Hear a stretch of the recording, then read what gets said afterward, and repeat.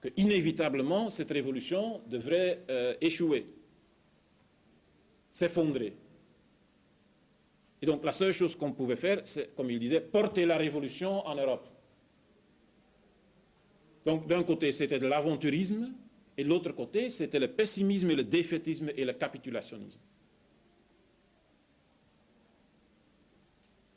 Et alors, les ouvriers et les paysans qui ont souffert, mais qui ont posé des actes héroïques pour défaire le tsarisme et la bourgeoisie, on leur dit, écoute, on est seuls, donc, chers amis, c'est dommage, mais ce sera pour la prochaine fois.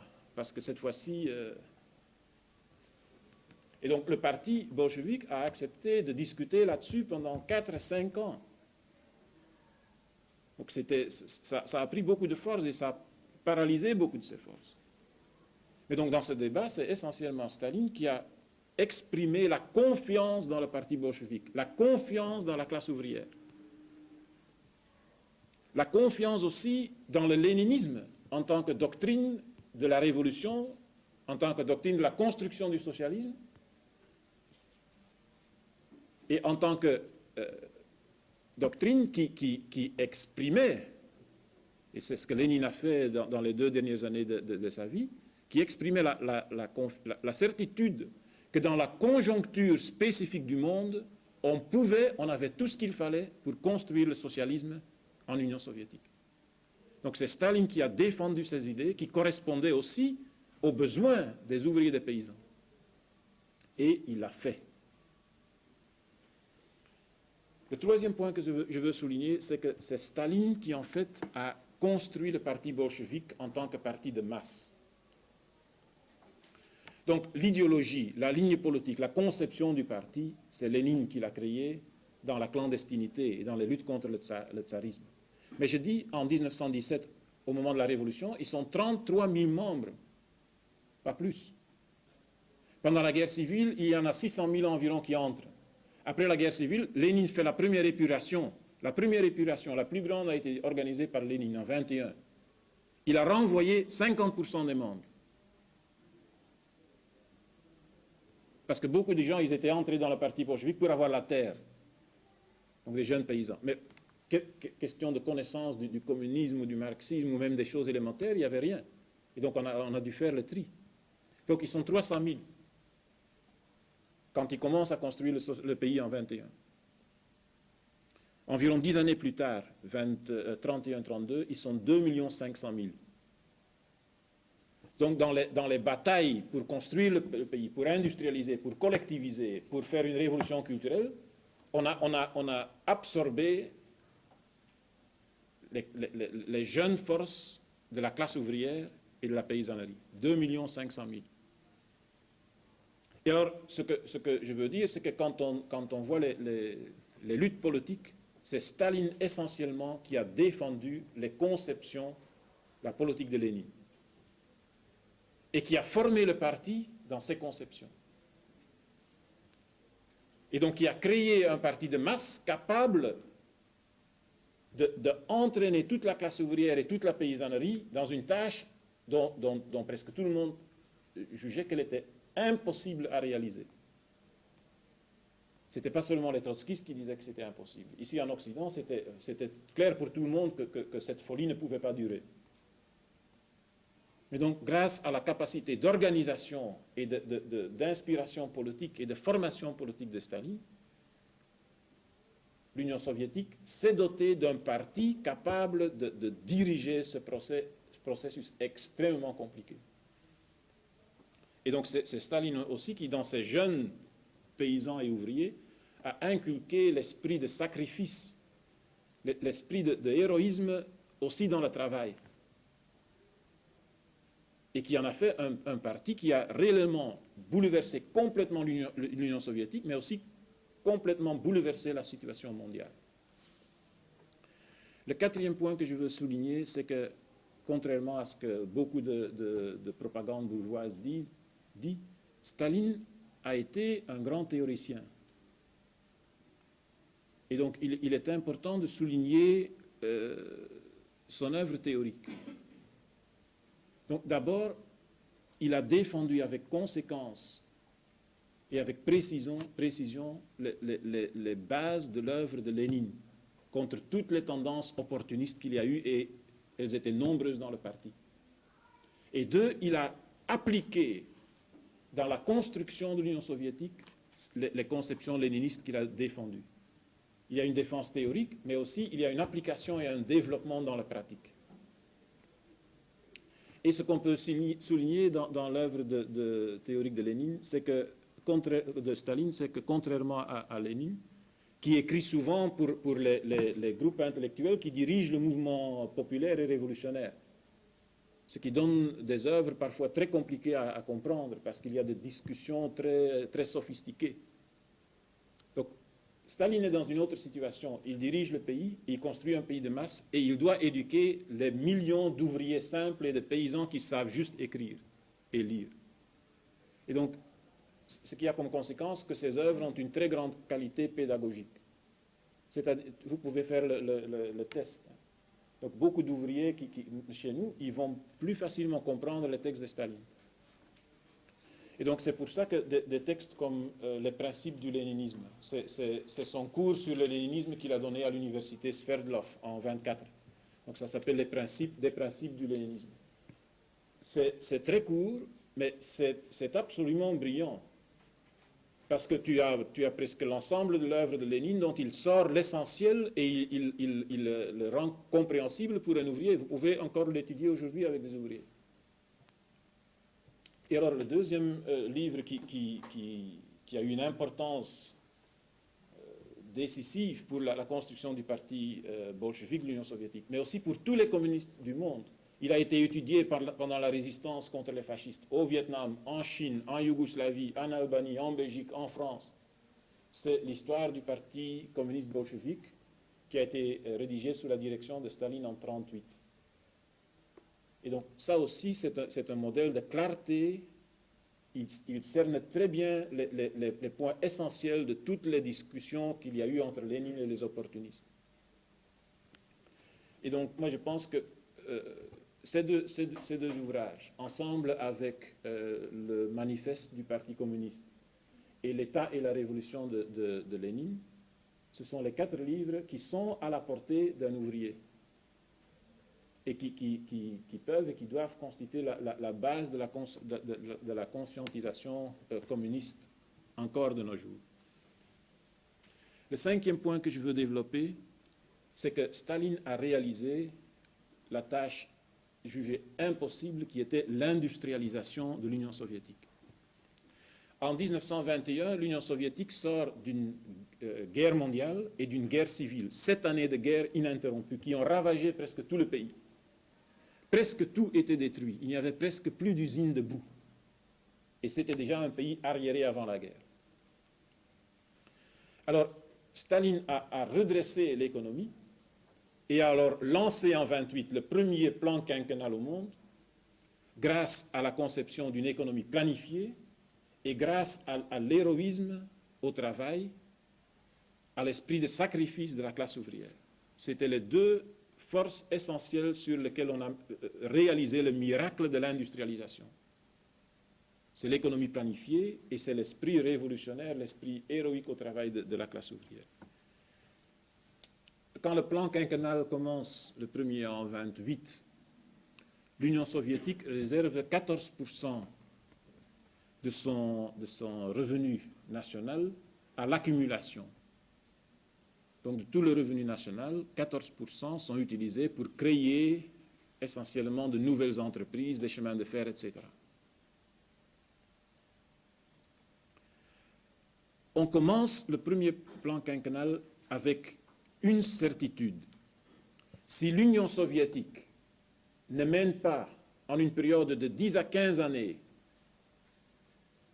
l'industrialisation complète du pays, qui le rend capable de mener la lutte dans le domaine économique avec les pays impérialistes les plus avancés, si on n'est pas en mesure de faire ce miracle, on sera écrasé. Et donc les ouvriers sont éduqués et les paysans dans cet esprit-là. La guerre qu'ils ont menée en 20 jusqu'à 21, les interventionnistes, ils l'ont cessé de façon contrainte. mais ils reviendront dès que l'occasion se présente. Il y a eu des crises entre l'Union soviétique et l'Angleterre en 1927. Il faut savoir que les Japonais attaquent la Chine et sont à la frontière soviétique en 1931. Et donc cette idée que le temps est très limité était à la naissance du premier plan quinquennal. Alors, le revenu national a été réservé à 44% à l'accumulation. Et donc, l'Union soviétique et Staline disaient aux ouvriers qu'il faut faire des sacrifices, qu'il n'y a que ça si on veut survivre. Et si on veut créer une base matérielle sur laquelle les conditions de vie et d'habitation des ouvriers et des paysans peuvent s'améliorer par après. Et donc, l'effort qu'on a demandé pour créer leur parti, leur industrie, dans laquelle les ouvriers étaient les maîtres, cet effort a été fait de façon consciente et dans une gigantesque campagne d'éducation et de formation. Donc les bourgeois et tous les opportunistes, ils vous diront à longueur de journée que les ouvriers ont souffert, que Staline a imposé des conditions impossibles, etc., que ce n'est pas la dictature du prolétariat parce que les ouvriers ont souffert. Donc tous les contre-révolutionnaires, ils se préoccupent terriblement du sort des ouvriers dans ce cas-ci. Donc les bolcheviks savaient bien, ils ne pouvaient pas exploiter des colonies. Ils ne pouvaient pas se baser sur des capitaux d'autres pays impérialistes. Or, ce sont les deux sources de tout le développement de n'importe quel pays capitaliste qui était arrivé au stade de pays capitalistes développés. C'était l'exploitation féroce des colonies et c'est emprunter des capitaux d'une autre puissance impérialiste. Donc cette voie était coupée. Et donc si l'Union soviétique voulait en un laps de temps très court réaliser son industrialisation, il fallait que les ouvriers et les paysans fassent les sacrifices eux-mêmes. Il n'y avait personne d'autre. Ils l'ont fait, ils savaient pourquoi. Mais la bourgeoisie va parler du sort terrible de la classe ouvrière. C'est intéressant de faire maintenant une comparaison avec ce qui se passe maintenant en Union soviétique. Entre 90 et 94, les salaires en Union soviétique ont chuté de 60%. Donc les ouvriers ont fait des sacrifices terribles. Ne parlons pas de licenciements, hein. Il y en a à peu près 20 millions d'après les estimations. Donc en Union soviétique, les ouvriers ont fait des sacrifices, mais c'était des sacrifices pour créer leur État indépendant et leur industrie. Les sacrifices que la bourgeoisie et l'impérialisme imposent aux ouvriers soviétiques aujourd'hui ont eu comme conséquence que la production chute de 50%. Donc on ne construit pas le pays, on le détruit. Le pays ne devient pas indépendant, il devient dépendant de l'impérialisme américain et allemand. Parce que c'est eux qui ont pris pour un prix de rien les meilleurs secteurs. Mais donc maintenant, la bourgeoisie ne se préoccupe pas extraordinairement du sort des ouvriers comme elle le faisait sous Staline.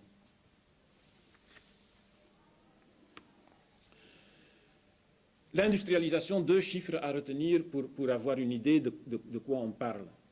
En 1920, Lénine a fait le plan de l'électrification du pays. Donc vous connaissez la formule de Lénine, le socialisme, c'est le pouvoir des soviets plus l'électrification, c'est-à-dire des moyens de production modernes. Et donc il a fait un plan pour électrifier, un plan de 15 ans. Et en 1935, le plan est fait en 20, il espérait avoir une puissance de 1 750 000 kilowatts. Donc ça, c'était la planification. Alors ce plan a été réalisé par Staline en 1935 à 230%. Donc un plan qui en Occident était tenu pour impossible à réaliser a été réalisé plus que 2 fois, à 230%. Autre chiffre qui exprime l'effort extraordinaire des travailleurs, mais aussi la réussite extraordinaire dans le domaine économique du socialisme sous Staline. La production industrielle a augmenté en moyenne par an entre 30 et 40 de 16,5%. Donc c'était le plus grand chiffre, c'était un chiffre d'ailleurs jamais réalisé au monde. Et c'était dans une situation où l'impérialisme était en crise et où la production chutait en Allemagne, la crise de 29 qui a duré jusqu'en 1932 et dont on est sorti en préparant la guerre.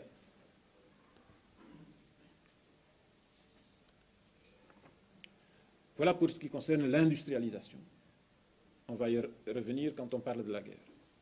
Le sixième point que je veux indiquer comme mérite historique de Staline, c'est d'avoir réalisé la collectivisation. Et ça, c'était probablement la tâche la plus dure. La paysannerie, donc la plupart d'entre nous, quand on dit paysan, ça ne nous dit rien parce qu'il n'y en a plus en Belgique. Et donc c'est difficile pour nous d'imaginer ce qu'était l'Union soviétique en 1920-1925. C'était un pays qui, pour ce qui concerne les conditions techniques et matérielles à la campagne, vivait comme la Belgique et la France aux années 1500. Donc les techniques étaient au niveau des techniques utilisées par nos paysans sous la domination espagnole. L'analphabétisme était général. Il régnait une idéologie moyenâgeuse. Dans les villages, on brûlait encore les sorcières. Donc c'était les croyances les plus abrutissantes. Et c'est avec cette masse paysanne qu'il fallait construire le socialisme. La révolution socialiste a donné la terre aux paysans. Chaque paysan a reçu une part égale de la terre. Mais il produisait et il vendait. Donc c'était le petit commerce. On n'avait pas d'autre possibilité. Ça s'appelle la nouvelle économie politique. Mais donc il dit commerce libre, il dit qu'il y a des gens qui vont se ruiner, il y a d'autres qui vont s'enrichir. Il y a des gens qui ont beaucoup de malades dans la maison et qui doivent emprunter. Il y en a qui ont peu de force de travail, il y en a d'autres qui ont beaucoup de force de travail. Bref, en 1927, il y a à nouveau 7% de paysans qui n'ont plus rien, qui sont des paysans sans terre. Il y a 35% de paysans pauvres, c'est-à-dire des paysans qui n'ont ni cheval ni charrue. Et donc qui survivent à peine et qui doivent se louer à des paysans riches. Vous avez 50, 51, 52% de paysans moyens, c'est-à-dire des gens qui s'en sortent tout juste. Et vous avez à nouveau 7% de paysans riches qui peuvent engager 2, 3 ouvriers, qui ont des chevaux, qui peuvent élargir leur terre. Bref, vous avez une polarisation spontanée, comme c'est normal dans une économie où il y a le marché libre, une polarisation entre riches et pauvres, entre prolétaires et exploiteurs. Cette Union soviétique voulait s'industrialiser, elle prépare le premier plan quinquennal. Mais si tu veux industrialiser, tu veux faire venir quelques millions de travailleurs en plus dans les villes, il faut les nourrir. Donc il fallait une plus haute productivité de l'agriculture. Comment est-ce qu'on peut avoir une plus haute productivité à l'agriculture? Il faut de toute façon introduire des machines, des engrais, donc des moyens de production modernes. Qui va les introduire? La tendance spontanée, c'était que les 7% de paysans riches achètent un tracteur. Et ça se passait déjà. Il y avait quelques centaines de paysans qui étaient venus assez riches pour acheter un tracteur.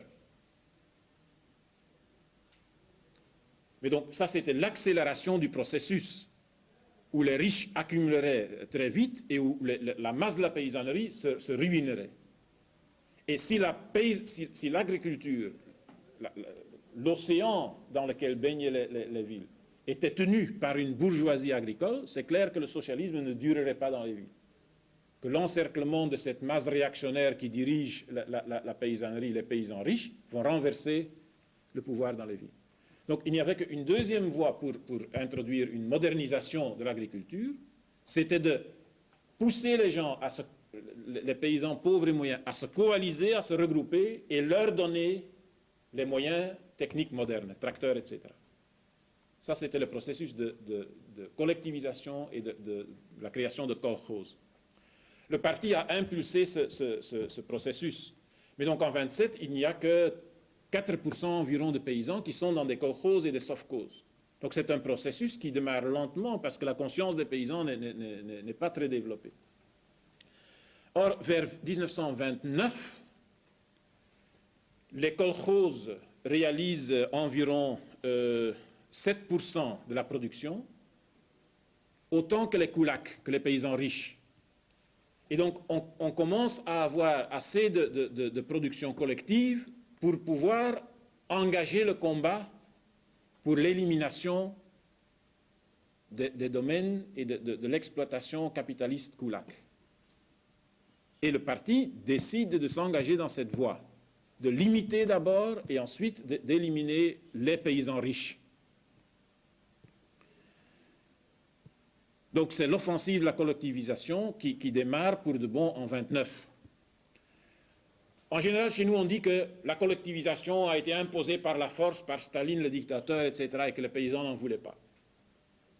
Avec quoi est-ce que le pauvre Staline aurait imposé sa collectivisation? À la campagne, le parti bolchevique n'avait presque pas de force. Donc il y avait 350 000 membres du parti sur une population de 120 millions de paysans. Donc l'encadrement des communistes par le Parti communiste à la campagne était très très réduite. Il y avait 3 communistes sur 1000 paysans. Mais plus, à la campagne, presque tout le monde qui savait lire et écrire pouvait facilement entrer dans le parti, parce qu'on manquait de tout. Et donc celui qui avait été à l'école, il pouvait parler quelques paroles marxistes, et il entrait. C'était très facile. Et donc il y avait beaucoup de koulaks, d'anciens gendarmes, d'anciens fonctionnaires du régime tsariste qui se reconvertissaient en 2-3 mouvements en bolcheviques.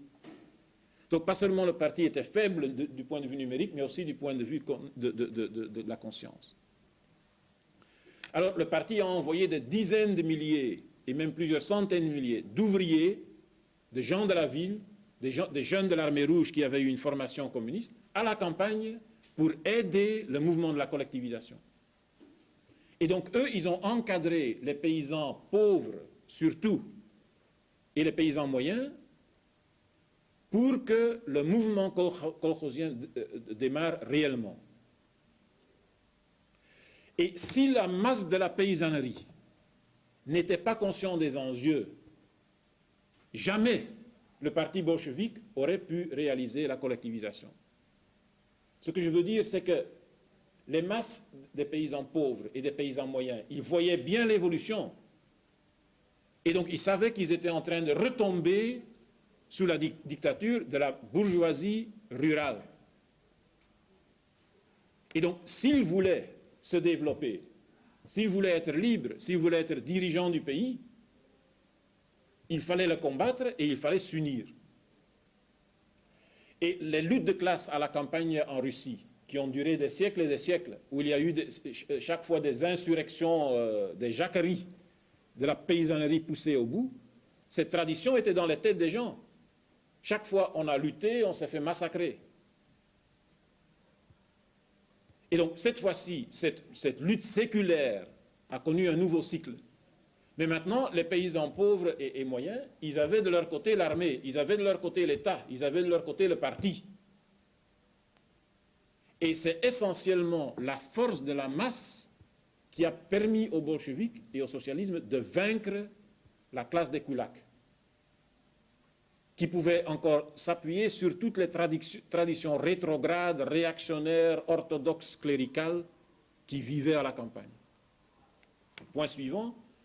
Une fois que la mobilisation commençait à se faire et que les koulaks savaient qu'ils vont faire la collectivisation, s'est déclenchée une véritable guerre civile. Les koulaks, ils savaient que c'était la lutte finale. Et donc, ils ont tout fait pour complètement bousiller le système. Ils ont mené la guerre, et une guerre d'extermination, d'abord aux chevaux, aux bœufs et aux moutons. Et à tout ce qui avait 4 pattes. Donc, il disait, la collectivisation ne peut réussir que si les chevaux sont utilisés collectivement. Le terre était travaillé avec des chevaux et des bœufs. Les chevaux et des bœufs étaient essentiellement aux mains des paysans riches et des paysans moyens. Les riches ont dit aux moyens, ils vont vous prendre tout, vos animaux et vos femmes. Et donc, l'idéologie réactionnaire étant encore bien enracinée, il y a pas mal de paysans moyens qui les ont suivis. Et donc, il y a eu un abattage monstre de chevaux, de bœufs et du reste. La moitié des chevaux ont été exterminés. Mais ça veut dire la moitié de la force de travail pour travailler la terre était détruite. Mais donc, ils voulaient que tout soit détruit, parce qu'alors les bolcheviks tomberaient. Ça, c'était leur calcul. Donc, c'était une lutte sauvage. Et donc, le parti bolchevique a été en mesure de mobiliser les masses pauvres et les masses moyennes pour, dans une lutte ouverte et parfois féroce, défaire les koulaks. C'est ce qu'on appelle la dékoulakisation. En général, on décrit les horreurs, qu'on a exterminé les koulaks comme on a exterminé les juifs. Ça, c'est la propagande que les nazis ont commencé après leur défaite, que la CIA et les Américains ont repris. Donc, quand on voit la dékoulakisation, elle a commencé de façon spontanée par les paysans qui s'en sont pris aux koulaks. Et donc, le parti a très vite mis de l'ordre et on fait des catégories dans les koulaks. C'était seulement les koulaks qui avaient entrepris des actions contre-révolutionnaires ouvertes, qui pouvaient perdre tout leur terre et tous leurs avoirs et être enfermés dans des camps. Ils étaient 63 000. La deuxième catégorie comprenait 150 000 familles d'anciennes propriétés foncières et de paysans riches qui étaient politiquement actifs, mais pas ouvertement contre-révolutionnaires. Et la grande masse des koulaks, entre 400 000 et 800 000, ne perdaient pas tous ces terres, ni tous ces avoirs, et on leur donnait de la terre dans le district où ils étaient, c'est-à-dire ils n'étaient pas déportés dans des régions lointaines. C'était une bataille gigantesque, mais en 2-3 ans, la question de la terre et le problème agraire a été réglé, pour de bon. Et donc quand on voit l'histoire, donc on peut discuter sur les chiffres. Conquest, qui est un ancien agent de service secret britannique et qui est maintenant le plus grand spécialiste de l'anticommunisme au monde, c'est le plus grand académicien, qui est d'ailleurs cité dans toutes les organisations bourgeoises, petites bourgeoises, trotskistes ou autres. Vous avez, par exemple, il y a un truc qui me revient à l'esprit. En 89, en pleine campagne anticommuniste, les trotskistes de la bande de Mandel ont fait un spécial sur l'Union soviétique et le titre c'était « Qu'est-ce qu'il faut lire pour comprendre la nature du stalinisme ?» Ils ont cité 2 auteurs, Conquest et Solzhenitsyn. Alors, 2 mois plus tard, le Vlaamsblok, dans son journal, ils ont un mensuel, ils ont fait un petit article, ils ont dit que maintenant la nature du communisme est claire pour n'importe qui au monde depuis les œuvres révélateurs de Conquest et de Solzhenitsyn. Donc lui, il a dit qu'il y a eu 3 millions de morts pendant la dékoulakisation. Entre-temps, les chiffres officiels des gens qui ont été expropriés, qui ont été renvoyés en Sibérie, ont été publiés jusqu'au dernier homme, parce que tous ont été enregistrés. Et donc on peut maintenant calculer, donc il y a un journal français qui a repris les œuvres des historiens soviétiques sous Yeltsin, donc on peut calculer qu'il y a eu dans tout le mouvement, tout le bouleversement de 2-3 ans, entre 200 000 et maximum 300 000 morts, par la lutte ouverte et par la famine.